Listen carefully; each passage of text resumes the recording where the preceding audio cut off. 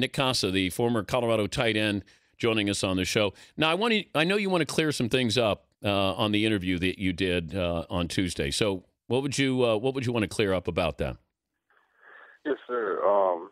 Really, I think that was kind of just taken out of context a little bit. I don't think it was really a serious question that they were asking me there. I think it was more like they were just saying, like, "Oh, are you married? Do you have a girlfriend? Do you have any kids? Well, do you like girls?" It was kind of like, "Oh, ha, ha, do you really like girls?" So they weren't asking you, that separately, point blank, do you like girls? No. And it was kind of more just kidding around. It wasn't. I don't think it was like an official question they really had to ask. Did you answer it? Yeah, of course. I was like, yeah, I definitely like girls. It's no brainer. But did you feel pressure to answer that? Did you know if they were? I mean, it's sort of an odd question even to ask you about if you're married or engaged. They're not supposed to be allowed to ask you that, believe it or not. Oh, well, yeah, I didn't know. I didn't feel awkward really answering, just because I do not have a girlfriend or any children or any on the way, anything like that. So it was pretty easy for me to just kind of breeze through it. But how personal do you think they should be able to get here, Nick, with these teams that are going to invest millions in these draft picks, of understanding who you are, not only as a football player, but as a person? I see it kind of as they should be able to ask these questions just because they are investing so much money in these guys. And, with all the other stuff that's happening that week at the Combine, these questions are really not, I don't think they're one of the more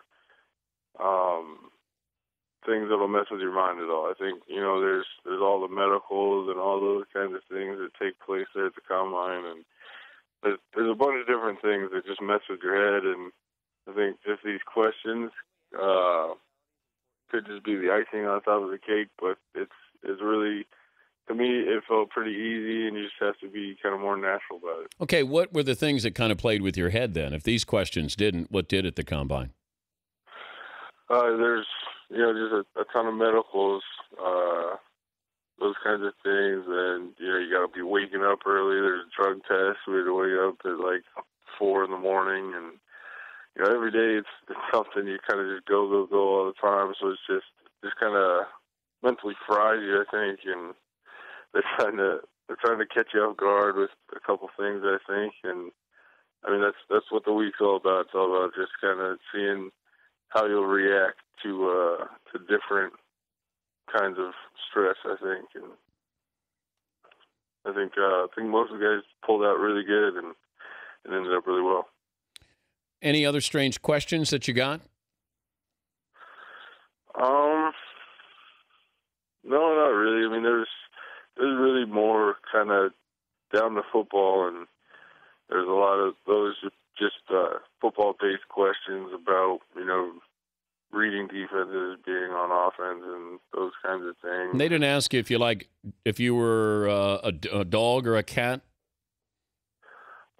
There was a few of those questions on the psychological tests. We had to take a few psychological tests, and they would ask those kind of things like, do you see yourself as a cat or a dog? Do you see yourself as more of the leader by, like, vocal, or are you a show kind of guy? Those kinds of things, and, like, about your competitive nature. Do you love football? There's, like, those kind of questions that I thought were kind of obvious. If you're at the NFL Combine, you have to have some kind of love for football. Well, congrats for surviving. We're glad you're able to clear that up, and good luck. I know that you got a lot of attention at the Combine, and I don't know how that translates to the draft, but good luck there. Thank you so much, and thanks for having me on. All right. Nick Kasa, the Colorado tight end.